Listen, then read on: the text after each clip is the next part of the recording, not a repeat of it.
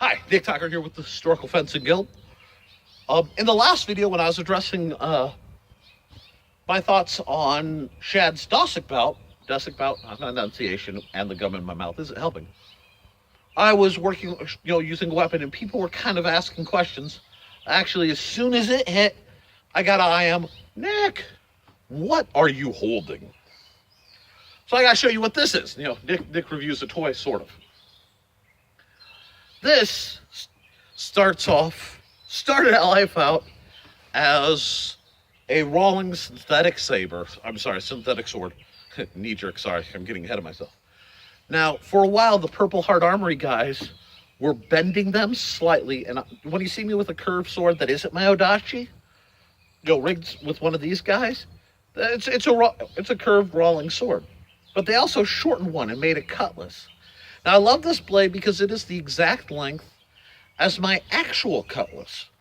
And what I've been tinkering with, because Rawlings weapons are interchangeable, they all thread, was I love the Nagamaki. Love the Nagamaki. I handled it. Sword Sage handed me one.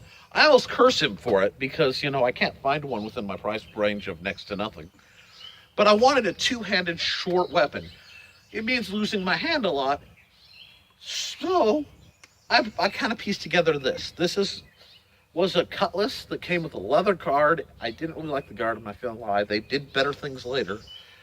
But by putting it here and here, I have something that not only flows incredibly well, but allows for both two-handed grip incredibly comfortably. And I'm hoping to put this in my buddy Jim's hands, because Jim dabbles in Eskrima. And anybody who plays with me knows I love pommel parries in general. Being able to block with the bottom of your sword because something went wrong and respond with the top of your sword is a neat thing, and people don't always see it. So this gives you pommel parries for days. The weight also offsets the blade a bit. I actually would love to get an aluminum or even a stainless steel, because I think that would flow just ridiculously well. This as a weapon isn't currently available, although if you go to Purple Heart and say, I want one of these blades, I hope they'll make you one. And you can, from there, this is a standard grip, standard basket hilt, standard two-handed greatsword pommel. You could even do this with the little scent stopper, but I like the duality. I like having a short weapon that I can really get my two-handed action in. So, hope that answers the questions about what I was using for the previous video. If we have people come out to practice, I'll try to put into use. If not, you may have to wait till next week.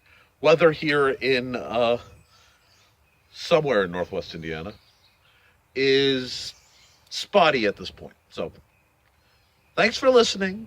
As always, like, share, subscribe, and support your local swordmaster.